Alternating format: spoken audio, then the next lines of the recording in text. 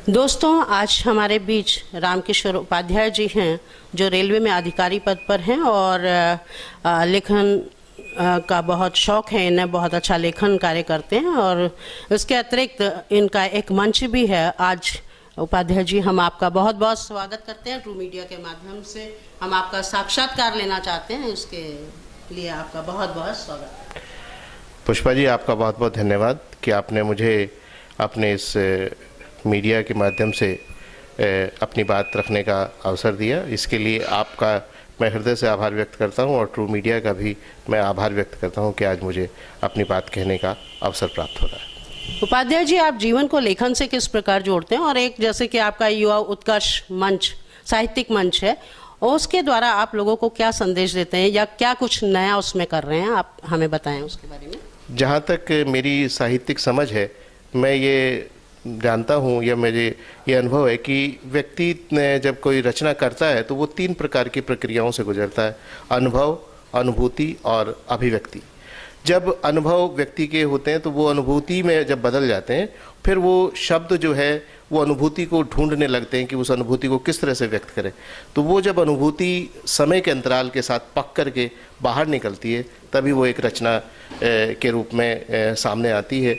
और क्योंकि हम सब लोग जीवन में हर वक्त सुख और दुख, निराशा, आशा से हर वक्त जूझते रहते हैं, तो मैं ये समझता हूँ कि साहित्य के माध्यम से हम अपनी निराशाओं पर, कुंठाओं पर, अपनी व्यग्रताओं पर काबू पा सकते हैं और एक अच्छे समाज के निर्माण के लिए हम साहित्य के द्वारा हम निराश लोगों को और जिनको आशा छोड़ चुके हैं उनको भी हम आगे बढ़ने की या उनको एक अच्छा जीवन जीने की प्रेरणा अपने शब्दों के माध्यम से, अपनी रचना के माध्यम से दे सकते हैं। मैं जीवन को साहित्य के साथ इसी प्रकार जोड़ करके देखना चाहता हूँ और देखता भी हूँ, और यही मैं प्रयास भी करता हूँ कि मेरी रचनाओं में कभी कोई निराशा की बात ना रहे, बल्कि अगर कोई निराशा की भावना आ भी रही है तो वो आशा के संदेश के रूप में समाप्त हो। और युवा उत्कर्ष साहित्यिक मंच का जहाँ तक प्रश्न है कि ये मंच लगभग हमारा 2 वर्ष पुराना है और ये मंच कुछ युवाओं ने मिलकर के तैयार किया।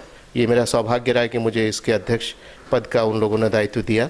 इस मंच का उद्देश्य ये है कि कुछ ऐसे कवि, युवा कवि कि जिनको लेखन के प्रति जिनका रुझान तो है, लेकिन उनको उचित प्रकार से अपनी कला को, अपनी विधाओं को या अपने रचना कर्म को स्पष्टतया रखने का अवसर प्राप्त नहीं हो रहा है, या और भी जो मंच हैं जो जुड़े हुए हैं वहाँ उनसे उनको उचित प्रकार का मार्गदर्शन प्राप्त नहीं हो रहा था। तो एक तो उनको आगे बढ़ाने का कि वो उचित प्रकार से लेखन करें और साहित्य में अच्छा साहित्य की रचना करें। आज जिस तरह से अधकचरा साहित्य और अपरिपक्व साहित्य हमारे सामने आ रहा है, वो वास्तव में हिंदी साहित्य के लिए एक बहुत बड़ा खतरे की घंटी भी है।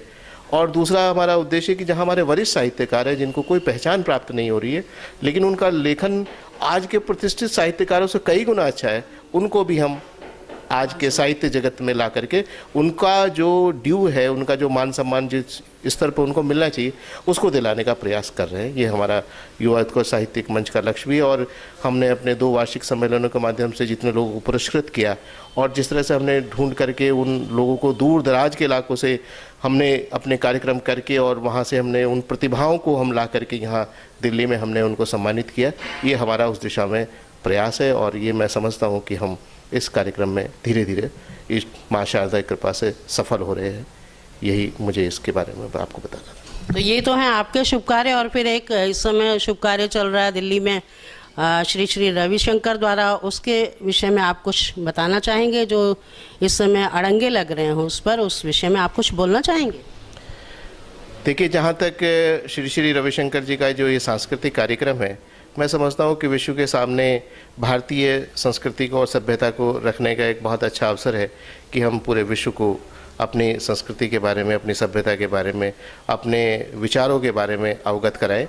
वैसे भारतीय संस्कृति इस तरह की है कि पूरा विश्व जो है वो पूरब की तरफ देखता है, और जब पश्चिम पूरब की तरफ आता है तो निश्चित रूप से ये उस देश के लिए, जहाँ की जिस मिट्टी में ये कार्यक्रम हो रहा है, उसके लिए एक बड़े गर्व का विषय है।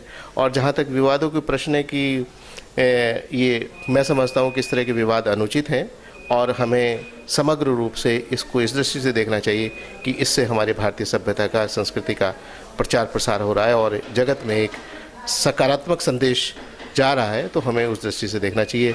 और जब भी हम कोई अच्छा कार्य करते हैं तो हमेशा विघ्न उत्पन्न करने वाले लोग तो हमेशा होते ही हैं। उनकी तरफ हमें ना देख करके हमें अपने राष्ट्र के प्रति या जो आयोजक जिस भावना से काम कर रहे हैं उनकी उस भावना को ध्यान में रख के उनका सम्मान करना चाहिए। और अगला ज्वलंत प्रश्न आरक्षण पर। जहाँ तक आरक्षण का प्रश्न है कि संविधान निर्माताओं ने जिस उद्देश्य के लिए आरक्षण को निर्धारित किया गया था 10 वर्ष के लिए, वो आज बढ़ते बढ़ते इतने समय तक आ गया और आज हम लगभग 70 साल के गणतंत्र मतलब लोकतंत्र होने जा रहे हैं। लेकिन आज भी हम देखते हैं कि देश के विभिन्न कोने से विभिन्न जातियों के माध्यम से और ऐसी ऐसी समृद्ध जातियां भी आज आरक्षण की मांग कर रही हैं और उसके लिए एक प्रकार की हठ धर्मिता दिखा रही हैं और दूसरे समाज के दूसरी जाति के लोगों के प्रति जो दुराग्रह की भावना और उनको नुकसान पहुंचाने की भावना से काम कर रही हैं, वो वास्तव में निंदनीय है। और मैं समझता हूँ कि ईश्वर उनको सद्बुद्धि देगा कि समस्त देशवासी इस देश के लोग हैं और ये देश सभी का है। ये जल, ये हवा, ये मिट्टी, ये पानी पर इस पर सभी का अधिकार है और सभी संसाधनों पर सभी का अधिकार है। ये किसी व्यक्ति विशेष या किसी समूह विशेष का इस पर कोई अधिकार नहीं है। अगर संपत्तियों का बंटवारा या जो भी हमारी सत्ता है वो सभी के लिए समान रूप से उसका वितरण होना चाहिए और मैं समझता हूँ कि देश के लोगों को सद्बुद्धि आएगी और वास्तव में जिनको आरक्षण की आवश्यकता है, मैं आने वाले समय में हो सकता है कि उन लोगों को आरक्षण अवश्य मिलना चाहिए ताकि वो अपने इस सत्ता की भागीदारी में अपना भी वो योगदान या अपना भी इन्वॉल्वमेंट अपनी महसूस कर सकें कि हम भी इस देश के वासी हैं। ऐसा भी नहीं लगना चाहिए कि कोई समाज का कोई समूह मतलब किसी के साथ ज्यादती नहीं हो, लेकिन जिसको ज़रूरत नहीं है उसको तो बिल्कुल मिलना ही नहीं चाहिए। मेरा तो इस मामले में यही विचार है।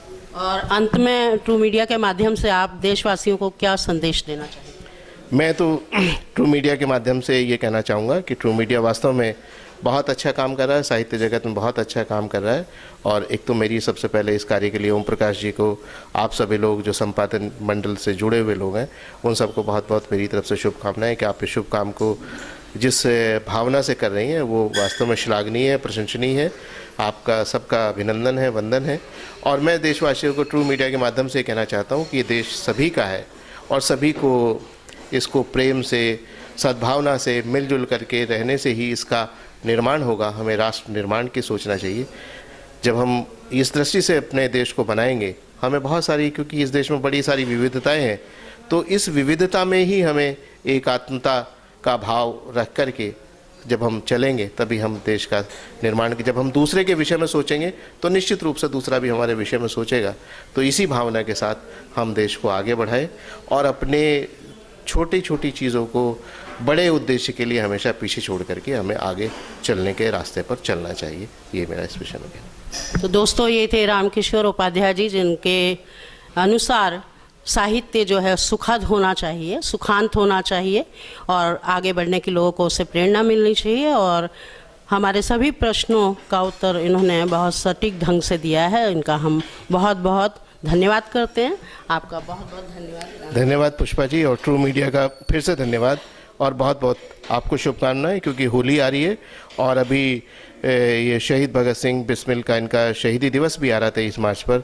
तो उन शहीदों को नमन करते हुए देश के समस्त देशवासियों को होली की रंग बिरंगी शुभकामनाएं कि उनका मन उल्लास से भरा रहे और देश प्रेम की जो भावना है, वो उत्साह की लहरें जो हैं वो पूरे देश में, पूरे दुनिया में व्याप्त हों। इसी शुभकामनाओं के साथ आपका बहुत बहुत धन्यवाद। तो दोस्तों, सिलसिला जारी रहेगा। देखते हैं अगला साक्षात्कार हम किसके साथ करते हैं।